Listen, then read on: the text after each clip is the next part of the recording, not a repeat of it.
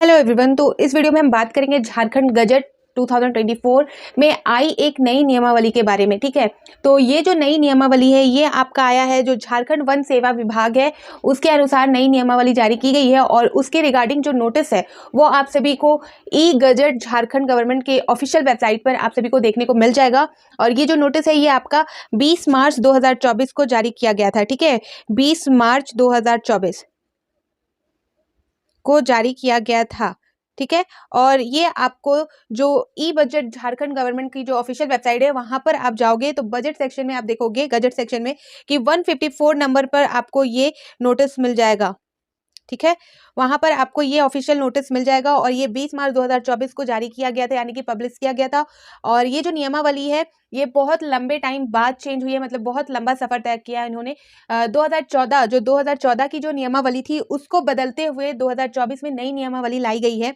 और जैसा कि मैं बता दूं, अगर नई नियमावली लागू की गई है, लाई गई है, तो इसका मतलब ये है कि जल्द ही आप सभी को इस क्षेत्र में, इस विभाग में नई वैकेंसी देखने को मिल सकती है। बड़ी तादाद में ये वैकेंसी देखने को मिल सकती है। झारखंड में जो वन सेवा विभाग है उसमें बहुत कम ही ये ऐसी वैकेंसी आती है, या बोल सकते हैं पहली बार ही झारखंड में इसके लिए वैकेंसी निकाली जा रही है। तो इसके लिए जो नियमावली बनकर आई है जिसमें आपको बहुत सारी चीजें क्लियर हो जाएंगी कि आगे जाके जो एप्लीकेशन फॉर्म फिल करना होगा तो उसके लिए आपकी जो क्वालिफिकेशन है, एज लिमिट है, और जो चीज़ ये एग्ज़ाम आपसे मांगती है वो आपके पास है या नहीं, वो सारी चीज़ें आप पहले ही क्लियर कर लोगे तो आपके लिए अच्छा होगा। और नई नियमावली जारी करने का मतलब है कि जल्द ही आप सभी को देखने को मिलेगा, वैकेंसी के लिए एप्लीकेशन पोर्टल स्टार्ट कर दिया जाएगा, या इसके रिगार्डिंग आप सभी को नोटिस जारी करके बता दिया जाएगा कि इतनी पोस्ट के लिए इतनी वैकेंसी के लिए आप सभी को एप्लीकेशन फॉर्म फिल करना होगा। ठीक है, तो ये नई नियमावली ये बताती है कि एक और वैकेंसी आप सभी को झारखंड में आने वाली है और उसके लिए आपको पहले से प्रिपेयर हो जाना चाहिए। ठीक है, तो जैसा कि अभी माहौल चल रहा है जेपीएससी का, जेपीएससी ने पीटी एग्जाम जिस तरह से 40-45 दिन में लिया है, तो यहाँ पर आप सभी को अब इसी तरह से अपने माइंड को प्रिपेयर करके चलना होगा। इसलिए आप पहले से सारी चीज़ों की इन्फॉर्मेशन कलेक्ट करते हुए उसकी तैयारी उसी टाइम से कर दीजिए। एप्लीकेशन फॉर्म का इंतजार मत कीजिए कि एप्लीकेशन फॉर्म जारी होगा उसके बाद आप पढ़ना बैठोगे या उसके बाद आप तैयारी करके एग्जाम क्लियर करोगे। आप जैसे ही आपको पता चलता है कि इसके रिगार्डिंग कोई भी वैकेंसी आ सकती है झारखंड में, तो आपको उस टाइम से तैयारी करने में लग जानी चाहिए। और जैसा कि यहाँ पर झारखंड से रिलेटेड जितने भी एग्जाम होते हैं उसका ऑलमोस्ट 50-60% जो सिलेबस होता है वो मिलता जुलता ही है। तो आप अगर एक एग्जाम की तैयारी कर रहे हैं, जैसा कि एग्जाम्पल के तौर पे बोलूँ, जेएसएससी सीजीएल की अगर आपने तैयारी की है, जो पेपर लीक हो चुका था, जिसका अभी मे भी हो सकता है लोकसभा के चुनाव के बाद उसके लिए भी एग्जाम कंडक्ट कराया जाए, तो उसका जो सिलेबस है वो भी आपके जेपीएससी एग्जाम में जो हुआ था, एग्जाम पीटी एग्जाम, उससे मिलता जुलता आप सभी को 50-60% देखने को मिला होगा। तो इसके लिए मैं बोल रही हूँ कि जो झारखंड में जितने भी एग्जाम होते हैं उसका ऑलमोस्ट 50% या 60% आप सभी को देखने को मिलेगा कि सिलेबस सेम ही होता है, सेम होता है, या किसी में लार्ज होता है, किसी में टॉपिक नए टॉपिक ऐड किए जाते हैं। नहीं तो घुमा के देखा जाए तो झारखंड पेपर सभी एग्जाम में होते हैं, तो झारखंड पेपर कम से कम आपका क्लियर हो जाएगा। तो इसलिए आप पहले से तैयारी करना स्टार्ट कर दीजिए। एप्लीकेशन फॉर्म का इंतजार मत कीजिए कि एप्लीकेशन फॉर्म जारी होगा उसके बाद आप अपना शेड्यूल बनाएंगे, अपना एग्जाम की तैयारी करेंगे। तो यहाँ पर जो नई नियमावली निकाली गई है तो इससे साफ क्लियर होता है कि आप सभी के लिए वैकेंसी आने वाली है, और इस नियमावली को यहाँ पर मैं क्लियर कर दूंगी इस वीडियो में। तो प्लीज आप वीडियो को पूरा देखा करें। होता क्या है कि आप आधे वीडियो देखते हो और उसके बाद आप अपने सवाल पूछने शुरू कर देते हो, लेकिन आप पूरा वीडियो देखें। मैं कोशिश करती हूँ वीडियो में मैं रिपीट इसलिए करती हूँ एक आध बार, ताकि जिनको क्लियर नहीं हो रहा, जिनको समझ नहीं आ रहा, वो एक बार नहीं, दो बार नहीं, कम से कम एक दो बार जो मैं रिपीट करती हूँ उससे क्लियर हो जाएगा उनको। तो प्लीज आप वीडियो पूरा देखिए, और जो भी एग्जाम, जो झारखंड में जो एग्जाम के लिए प्रिपेयर कर रहे हैं, झारखंड के जितने भी गवर्नमेंट एग्जाम होते हैं उसके लिए प्रिपेयर कर रहे हैं, तो उनको भी शेयर कीजिए। ठीक है, तो चलिए स्टार्ट करते हैं। इस नियमावली में जो नोटिस जारी हुआ है इस नियमावली के रिगार्डिंग, तो उस नोटिस में क्या क्या इंपॉर्टेंट है जो आप सभी को जानना होता है, वो सारी चीजें मैं यहाँ पर क्लियर कर देती हूँ। ठीक है, तो यहाँ पर मैं बता दूं कि जो नियमावली है उसमें मैं आप सभी को जो नई नियमावली है वो बताने वाली हूँ, साथ ही जो इसका सिलेक्शन प्रोसेस है वो बताऊंगी, जो आरक्षण है, जो एज लिमिट है, क्वालिफिकेशन है, आप सभी की क्या क्वालिफिकेशन होनी चाहिए इस एग्जाम के रिगार्डिंग जो एप्लीकेशन फॉर्म फिल करना होगा उसके लिए। फिर साथ ही जो आपका फिजिकल टेस्ट है, यानी कि शारीरिक योग्यता क्या होनी चाहिए, इसके लिए एप्लीकेशन फॉर्म कब आ सकता है, एग्जाम का जो पैटर्न है, सिलेबस है, वो सारी चीजें हम डिस्कस करेंगे इस वीडियो में। तो चलिए स्टार्ट करते हैं। यहाँ पर देख सकते हो ये जो नोटिस है ये झारखंड सरकार वन पर्यावरण एवं जलवायु परिवर्तन विभाग की तरफ से है। झारखंड वन सेवा, जिसमें नियुक्ति, पदोन्नति एवं अन्य सेवाएं शर्त, सारी चीजें यहाँ पर है, और नियमावली 2024। ठीक है, तो यहाँ पर देख सकते हैं, यहाँ पर बताया जा रहा है 2013-7 4-6, ठीक है, दिनांक 2-3-2024 यानी कि 2 मार्च 2024 भारतीय संविधान के अनुच्छेद 309 के परंतुक द्वारा प्रदत्त शक्तियों का प्रयोग करते हुए झारखंड के राज्यपाल एतद द्वारा झारखंड वन सेवा में नियुक्ति, पदोन्नति एवं अन्य सेवा शर्त की विनियमितता करने हेतु निम्नलिखित नियमावली बनाए हैं, ठीक है। तो यहाँ पर इन्होंने बताया कि जो ये दिनांक आपका यहाँ पर दिखाया जा रहा है कि 2 मार्च 2024 को, ठीक है, झारखंड के राज्यपाल एतद द्वारा झारखंड वन सेवा, ठीक है, यहाँ पर इन्होंने क्लियर किया। अब यहाँ पर देखते हैं कि क्या बताया जा रहा है आगे। देख सकते हो भाग 1 में बोला जा रहा है आपका जो संक्षिप्त नाम, विस्तार एवं प्रारंभ, ठीक है, यह नियमावली झारखंड वन सेवा नियमावली 2024 कहलाएगी। तो ये जो नियमावली है ये वन सेवा 2024 नियमावली के नाम से जाना जाएगा। यह नियमावली पूरे झारखंड राज्य में लागू होगा, तो पूरे झारखंड में लागू होगा। यह नियमावली झारखंड गजट के प्रकाशन की तिथि से प्रवृत्त होगी, ठीक है। तो ये जो नियमावली है मैंने ऑलरेडी शुरू में ही कहा कि ये झारखंड गजट में ही प्रकाशित की गई है, आप सभी को देख सकते हो। इसकी जो नोटिफिकेशन है वो जेएसएससी के ऑफिशियल वेबसाइट में नहीं देखने को मिली अभी, और ना ही जेपीएससी के ऑफिशियल वेबसाइट। ये आपको झारखंड गजट की जो ऑफिशियल वेबसाइट है वहां पर देखने को मिल जाएगी। जो भाषाएं हैं यहाँ पर बता दिया गया है, बाद विषय एवं संदर्भ में प्रतिकूल ना हो, राज्य से अभिप्रेत झारखंड राज्य ठीक है। तो ये सारी चीजें जो नई नियमावली बन गई, यहाँ पर मैं मुख्य बातें बताऊंगी जो इंपॉर्टेंट है इस एग्जाम के रिगार्डिंग, अगर जो आगे जो एग्जाम होती है, जो वैकेंसी निकलेगी उसके अनुसार। तो यहाँ 3rd नंबर आप देखोगे एक तरह संवर्ग के संरचना में नियमावली के नियम 27 में राज्य वन सेवा के मूल कोटि सहायक वन संरक्षक, वरीय सहायक वन रक्षक, वन प्रमंडल पदाधिकारी, समकक्ष पद वरीय वन प्रमंडल पदाधिकारी एवं वन संरक्षक के समकक्ष के स्तर के पदाधिकारी होंगे, ठीक है। यहाँ पर इन्होंने सारे पदों के बारे में बता दिया, ये सारे पद के अधिकारी यहाँ पर शामिल होंगे इसमें। आगे देखेंगे यहाँ पर हम बात कर लेती हूँ मैं इंपॉर्टेंट चीजें जो आप सभी को पता होनी चाहिए। आरक्षण यहाँ पर दिया गया है, तो प्लीज आप इस नोटिस को अगर आपको पूरे डिटेल से पढ़ना है, क्योंकि बहुत लंबी नोटिस है, अगर पढ़ने जाओ तो वीडियो बहुत लंबा हो जाएगा। तो यहाँ पर मैं इंपॉर्टेंट चीजें आप सभी को क्लियर कर देती हूँ ताकि आपको जो आगे आने वाली जो वैकेंसी है या एप्लीकेशन फॉर्म है उसके बारे में पूरी तरह से आप सभी क्लियर रह सको, ठीक है। और जो इसके रिगार्डिंग जो भी नोटिस आएगी वो तो मैं आप सभी को अपनी इसी चैनल पर अपडेट दे ही दूंगी। तो चलिए यहाँ पर आरक्षण आप पढ़ लेना, आप आरक्षण देख सकते हो, यहाँ पर बता दिया गया है। और डे बाय डे अगर जिसकी वैकेंसी अगर आती है इसकी, तो मैं और सारी चीजें क्लियर करती जाऊंगी, ठीक है। भाग 2 में देख सकते हैं यहाँ बताया जा रहा है कि सीधी भर्ती द्वारा नियुक्ति खुली प्रतियोगिता परीक्षा के माध्यम से। तो यहाँ पर बताया जाएगा सीधी भर्ती यानी कि प्रतियोगिता परीक्षा के माध्यम से होगा यहाँ पर। और जो यहाँ पर आप देख सकते हो, चलिए पढ़ लेते हैं 7 नंबर। राज्य सरकार सामान्यतः प्रत्येक वर्ष की 1 जनवरी को नियम 4.2 के अनुसार रिक्तियों की गणना करेगी। रोस्टर क्लियरेंस के उपरांत राज्य सरकार आयोग को 28-29 फरवरी तक रिक्तियों की अधियाचना भेजेगी। अधियाचना की प्राप्ति पर आयोग प्रत्येक वर्ष उस रीति से जिसे वह उचित समझे प्रतियोगिता परीक्षा का आयोजन करेगा। आयोग सीधी भर्ती द्वारा भरी जाने वाली रिक्तियों के अधियाचना के विरुद्ध अनुशंसा उपलब्ध कराएगा। तो यहाँ पर 7 नंबर में बताया जा रहा है कि जो 1 जनवरी को जो नियम है 4.2 के अनुसार रिक्तियों की गणना की जाएगी कि कितने पद खाली है, कितने पद के लिए रिक्तियां चाहिए, ठीक है। फिर रोस्टर क्लियरेंस के उपरांत यहाँ पर जो राज्य सरकार आयोग को 28-29 फरवरी तक रिक्तियों की जो अधियाचना है वो भेजा जाएगा। तो सारी चीजें गणना करने के बाद जो एक लिस्ट बनेगा वो प्रॉपर उनको भेजा जाएगा। उसके बाद डिसाइड होगा कि जो प्रतियोगिता परीक्षा है वो किस दिन कब रखी जाएगी और सीधी भर्ती के द्वारा ये जो रिक्तियां हैं वो भरी जाएंगी, ठीक है। 8 नंबर में देख सकते हो बताया जा रहा है कि आयु, शैक्षणिक अर्हता और शारीरिक योग्यता। तो यहाँ पर तीनों आपका क्लियर हो जाएगा, एज आपका, क्वालिफिकेशन एंड जो फिजिकल टेस्ट है, फिजिकल क्वालिफिकेशन है वो बताया जा रहा है। फर्स्ट नंबर देख सकते हो, उम्मीदवार की आयु अधियाचना वर्ष की 1 अगस्त यानी कि अगस्त के टाइम से 1 अगस्त को 21 वर्ष से कम नहीं होनी चाहिए। अधिकतम आयु यहाँ पर बताया जा रहा है आपका जो कार्मिक प्रशासनिक सुधार एवं राज्य भाषा विभाग के संकल्प संख्या 29 और दिनांक 4/1/2021 द्वारा यथा निर्धारित, ठीक है। तो अधिकतम आपका 35 वर्ष है, मिनिमम आपका हो गया 21 वर्ष और मैक्सिमम आपका होगा 35 वर्ष, ठीक है। और यहाँ पर देख सकते हो अत्यंत पिछड़ा वर्ग, यहाँ पर पिछड़ा वर्ग जो है अनुसूची 2, ठीक है, मैं बात कर रही हूँ 2nd नंबर की। तो उनका जो आपका जो रिलैक्सेशन है 37 वर्ष का है। महिलाओं के लिए यहाँ पर जिसमें आपका जनरल भी आएंगी, आपका ओबीसी भी आएंगी, ठीक है, सारे जो महिला है सारी आएंगी, उनका 38 वर्ष होगा। फिर अनुसूचित जनजाति और अनुसूचित जाति जिसमें महिला पुरुष दोनों आते हैं उनका 40 वर्ष, ठीक है। तो यहाँ पर इन्होंने एज को क्लियर कर दिया है कि मिनिमम आपका 21 और मैक्सिमम आपका 35 वर्ष।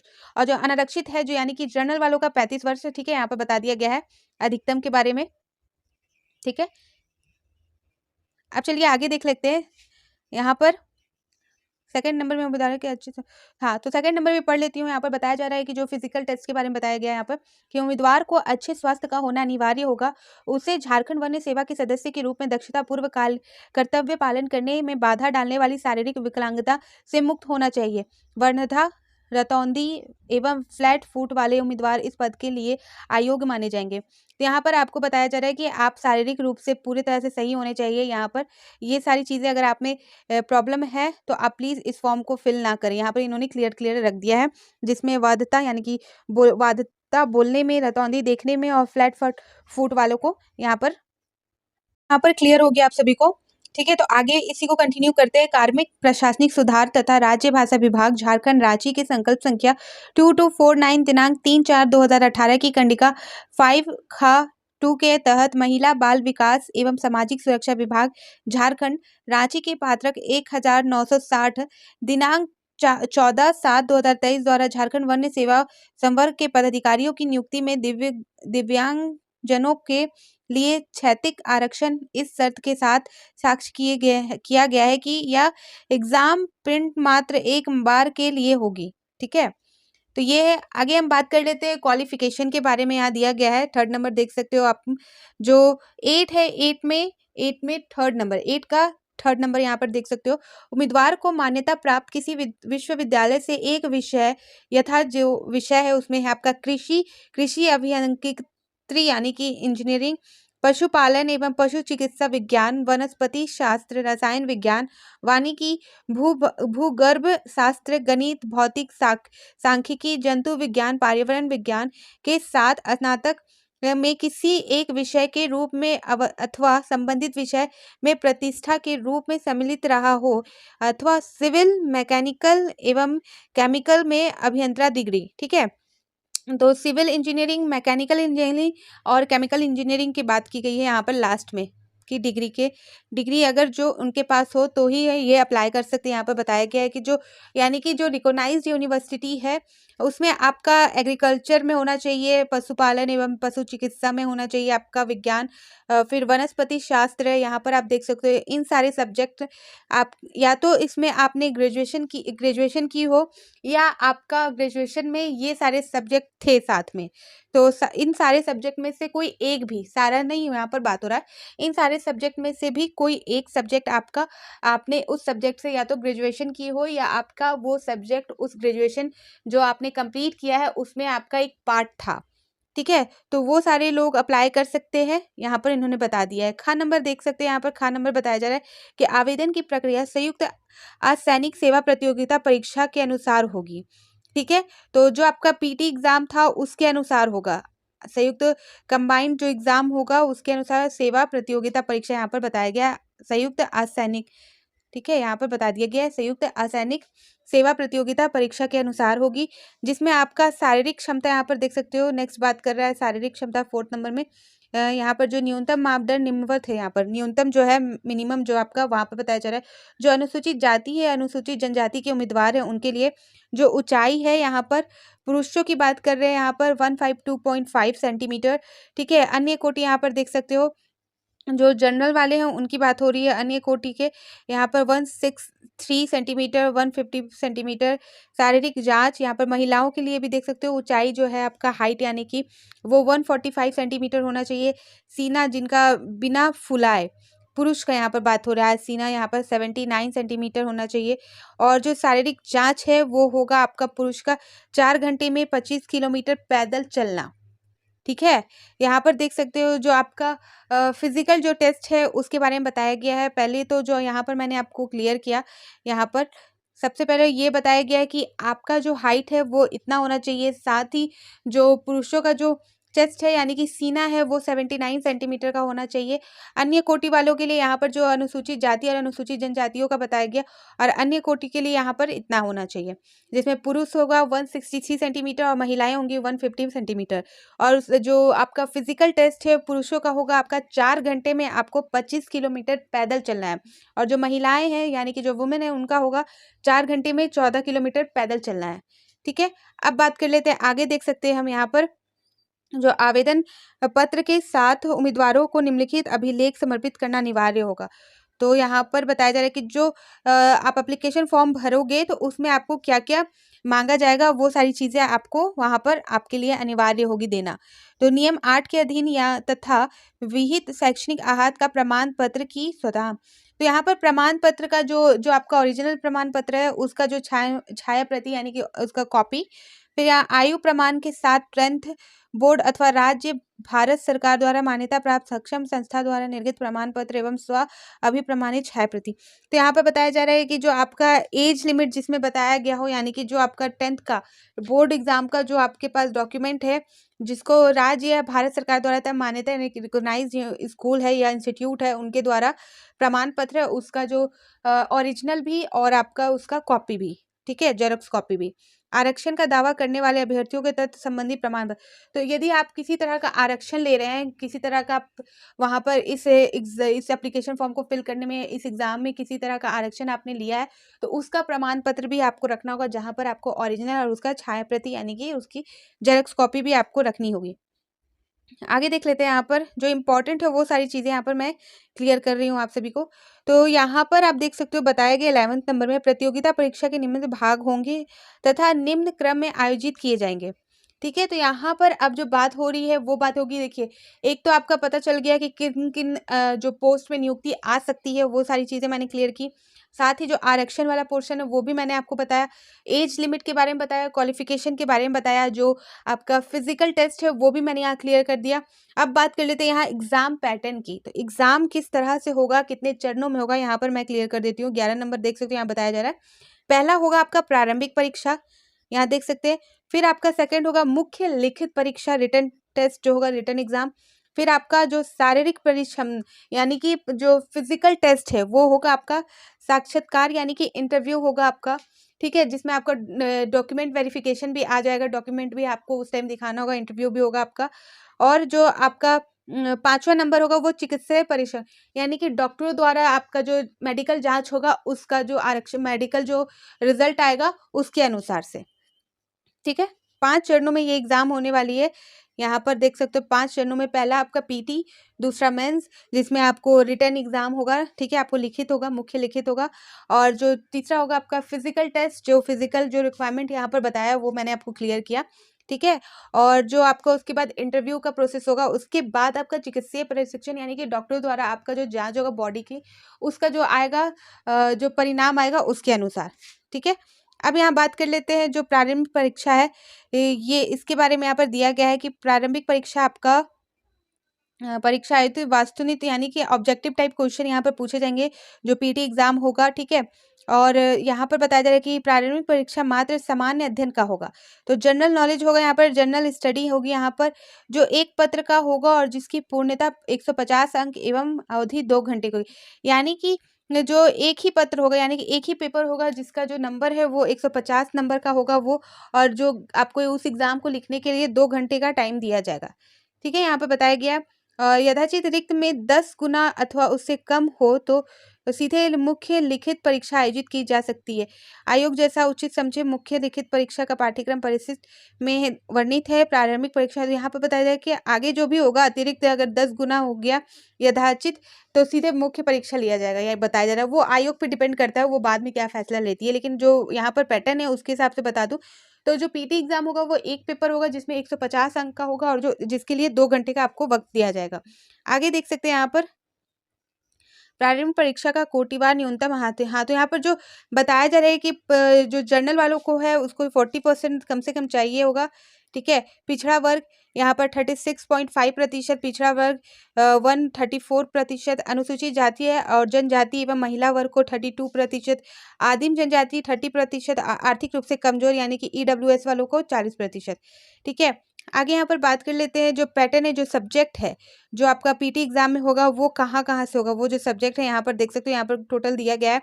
जो विषय है पहला आपका हो जाएगा यहाँ पर, ठीक है, क्लियर कर ही देती हूँ इस वीडियो में, भले वीडियो लंबा हो जाए लेकिन आपको एक वीडियो में सारा इन्फॉर्मेशन क्लियर हो जाएगा।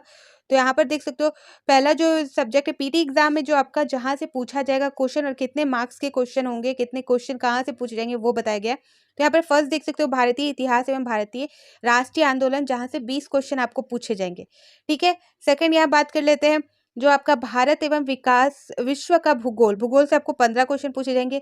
थर्ड है भारतीय राज्य व्यवस्था एवं भारत का संविधान, उससे आपको 20 क्वेश्चन पूछे जाएंगे। भारतीय अर्थव्यवस्था 20 क्वेश्चन यानी कि इकोनॉमिक्स से। भारत का इतिहास, भूगोल, अर्थव्यवस्था एवं संस्कृति जो है 5 नंबर, उससे 30 क्वेश्चन पूछे जाएंगे आपका। और साथ ही जो आपका यहाँ पर देख सकते हो, यहाँ बताया जा रहा है 6 नंबर में जो राज्य, यहाँ पर देख सकते हैं 6 नंबर में राज्य, देश एवं विश्व की महत्वपूर्ण समसामयिक घटनाएं, ठीक है, तो उससे आपको 20 क्वेश्चन पूछे जाएंगे। सामान्य विज्ञान यानी कि विज्ञान से, साइंस से आपको 25 क्वेश्चन पूछे जाएंगे। तो टोटल आपका 150 क्वेश्चन आपसे किया जाएगा, प्रश्नों की संख्या फर्स्ट पेपर में, ठीक है। आगे देख सकते हो जो मुख्य परीक्षा होगी, जो पीटी के बाद आपका जो मेंस एग्जाम होगा, उसके लिए बताया जाएगा झारखंड लोक सेवा आयोग द्वारा नियुक्त हेतु ली जाने वाली परीक्षाओं के लिए संचालन, यानी कि आपका जेपीएससी द्वारा ये एग्जाम लिया जा सकता है। यहाँ पर जैसे इन्होंने बताया कि झारखंड लोक सेवा आयोग द्वारा मुख्य परीक्षा, तो जेपीएससी की बात की जा रही है यहाँ पर, जेपीएससी द्वारा नियुक्त हेतु ली जाने वाली परीक्षाओं के लिए संचालन नियमावली के अनुसार आयोग मुख्य लिखित परीक्षा आयोजित करेगा। लिखित परीक्षा का स्वरूप निम्नवत है। तो यहाँ पर देख सकते हो जो लिखित परीक्षा होगा उसका जो सिलेबस है वो इस तरह से होगा, जिसमें आपको परीक्षा के विषय में पूर्णतः यहाँ पर बताया जाएगा। सामान्य हिंदी 50 अंक का होगा, सामान्य इंग्लिश जो होगा वो 50 अंक का होगा, टोटल 100 अंक का होगा। क्वालिफाइंग पेपर है पहला, और 3 घंटे का टाइम दिया जाएगा। फिर आपका सेकंड पेपर जो है सामान्य अध्ययन पेपर 1 और पेपर 2, जिसमें 200 अंक के होंगे, 3-3 घंटे का टाइम यहाँ पर दिया जाएगा, ठीक है, ये बताया जा रहा है यहाँ पर।